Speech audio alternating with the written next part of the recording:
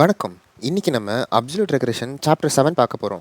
Original மான்வால blood heaven பிளேட்ஸ்மேனை இதுக்கு மேல blood heaven ஸ்வாட் டீமன்னு mention பண்றதா நோட்டீஸ் போட்டிருக்காங்க. நம்மளும் இதையே ஃபாலோ பண்ணிக்கலாம். லாஸ்ட் சாப்டர்ல பிளட் ஹெவன் ஸ்வாட் டீமன் ஹீரோவை மறைமுகமாக மிரட்டியிருப்பாரு. அதுக்கப்புறம் ஹீரோ அவனோட இன்னர் எனர்ஜியை இன்க்ரீஸ் பண்ணுறதுக்கு ட்ரெயின் பண்ணிட்டு இருப்பான். அப்போது அவனோட அப்பாவோட எனர்ஜியை ஃபீல் பண்ணுவான் ரூஃபில். என்னன்னு ரூஃப் மேலே போய் பார்த்தா அவன் நினச்ச மாதிரியே அவனோட அப்பா ஹெவன்லி டீமன் ஹீரோக்காக வெயிட் பண்ணிட்டு இருப்பார். நீ பிளட் ஹெவன் ஸ்வாட் டீமனோட டிசைப்பிளை கொன்னுட்டேன்னு கேள்விப்பட்டேன்னு ஹெவன்லி டீமன் ஹீரோவை பார்த்து கேட்குறாரு. ஆமாம், நான் தான் கொன்னேன், அவன் பண்ண விஷயத்துக்காகன்னு ஹீரோ சொல்கிறான்.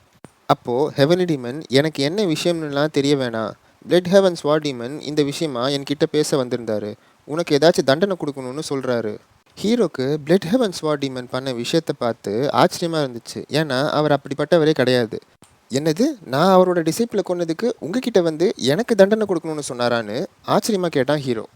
ஆமாம், நானும் எதிர்பார்க்கல. ஏன்னா பிளட் ஹெவன் ஸ்வாட் டீமன் ஒரு டிசைப்பிளோட இறப்புக்காக இந்த மாதிரி ரிக்வஸ்ட் பண்ணுற ஆள் கிடையாதுன்னு ஹெவன்லி டீமன் சொல்கிறாரு. பிளட் ஹெவன் ஸ்வாட் டீமன் ஹீரோக்கும் ஹெவன்லி டீமனுக்கும் உள்ள ரிலேஷன்ஷிப்பை டெஸ்ட் பண்ண இந்த மாதிரி ஒரு ரிக்வஸ்ட்டை ஹெவன்லி டீமன் கிட்ட கேட்டிருக்காரு. ஹெவன்லி டீமன் ஹீரோவை தண்டிக்கிறாரா இல்லையா, தண்டிச்சா என்ன மாதிரி தண்டனைன்னு தெரிஞ்சுக்கிட்டு ஹெவன்லி டீமன் ஹீரோவை சக்ஸஸர் கேண்டிடேட்டாக கன்சிடர் பண்ணுறாரா இல்லையான்னு பிளட் ஹெவன் ஸ்வாட் டீமன் தெரிஞ்சுப்பார். ஹெவன்லி டீமன் ஹீரோவை பார்த்து நான் உனக்கு தண்டனை கொடுக்கலான்னு இருக்கேன்னு சொல்கிறாரு. அதுக்கு ஹீரோ நீங்கள் என்னை தண்டிக்கிறதுக்கு எந்த காரணமும் இல்லைன்னு சொல்கிறான். காரணங்களை வேணும்னா உருவாக்கிக்கலான்னு ஹெவன்லி டீமன் சொல்கிறாரு.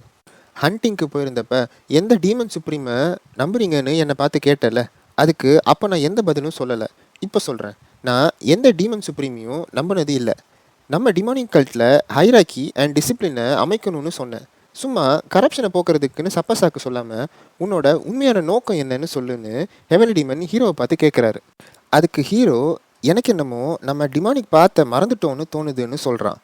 டிமானிக் பாத்தை மறந்துட்டோமா? அப்போது உன்னோட டிமானிக் பாத்து என்னன்னு சொல்லுன்னு கேட்குறாரு.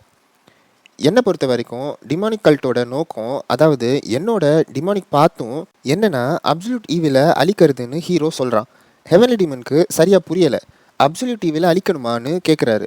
ஆமாம், என்னை பொறுத்த வரைக்கும் ஆர்த்தடாக்ஸ் ஃபேக்ஷன் ஒன்றும் நம்மளோட எதிரி கிடையாதுன்னு சொல்கிறான் ஹீரோ. அப்போது நம்மளோட எதிரி யாருன்னு ஹெவன்லி டீமன் கேட்குறாரு. அதுக்கு அப்சல்யூட் ஈவில்னு சொல்கிறான். இந்த உலகத்தில் எந்த மனுஷங்களாலையும் பொறுக்க முடியாத கொடூரம், ஏன் டீமன்ஸால் கூட சகிக்க முடியாமல் அதை பண்ண மாட்டாங்க.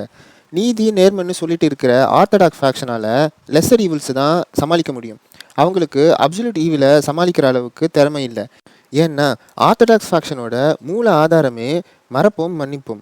மனுஷங்களை மன்னிக்க தெரிஞ்சவங்களுக்கு மனுஷன் உணர்வை மறந்து காட்டுமிராண்டித்தனமாக கொடூரம் பண்ணுற அப்சல்யூட் ஈவிலை எப்படி சமாளிப்பாங்க? இந்த முரீமில் அப்சல்யூட் ஈவிலை சமாளிக்கிற ஒரே ஃபோர்ஸ் நம்ம மட்டும்தான். ஈவிலை அதை விட மோசமான ஈவிலால் தான் அழிக்க முடியும். ஆர்த்தடாக்ஸ் ஃபேக்ஷன் அழிக்க முடியாத கிரேட் ஈவில் எப்போ நம்ம டீமன்ஸ் முன்னாடி மண்டி போடுதோ அப்போ தான் நம்ம உண்மையிலே டிமானிக் பாத்தை அடைஞ்சிருக்கோன்னு அர்த்தம். உண்மையான டிமானிக் பாத்தை நம்ம அடையலைன்னா நம்மளால் ரொம்ப தூரம் போக முடியாது. நம்ம பிழைக்கணும்னா நம்மளை நாமே தண்டிச்சுக்கணும்னு ஹீரோ சொல்கிறான். ஹெவன்லி டீமன் வாயடைச்சு நின்றுட்டு இருந்தார்.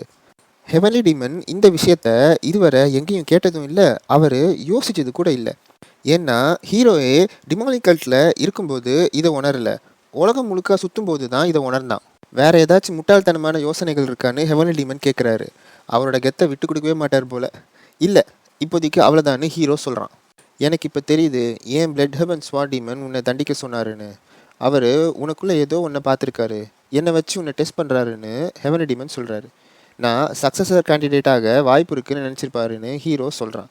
இல்லைனா நம்ம கல்ட்டை கெடுக்க போகிறவன்னு கூட நினச்சிருக்கலான்னு ஹெவன்லி டீமன் சொல்கிறாரு. எதுவாக இருந்தாலும் அந்த மனுஷனுக்கு நல்ல கண்ணு, எந்த அசாதாரணத்தையும் நோட் பண்ணிடுவாருன்னு ஹீரோ சொல்கிறான். ஹெவன்லி டீமன் யோசிச்சுட்டு என் பின்னாடி வான்னு போகிறாரு. இந்த நேரத்தில் எங்கன்னு கேட்டுட்டு ஹீரோவும் பின்னாடி போகிறான். பார்த்தா மைனர் ஹெவன் கேவ்னு ஒரு இடத்துக்கு தான் போயிருக்காங்க. இந்த இடத்துக்கு தான் ஹெவன்லி டீமனாக வாய்ப்பு இருக்கிறவங்களோ, ஹெவன்லி டீமனோட டிசைபிள்ஸோ இல்லை ஹெவன்லி டீமனோட பசங்களோ அவங்க திறமையை டெஸ்ட் பண்ண போவாங்களாம்.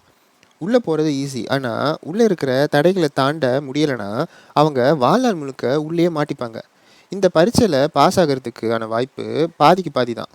பாதிக்கும் மேற்பட்ட ஹெவன்லி டீமனோட இரத்த சொந்தங்கள் அவங்க உயிரை இழந்திருக்காங்க.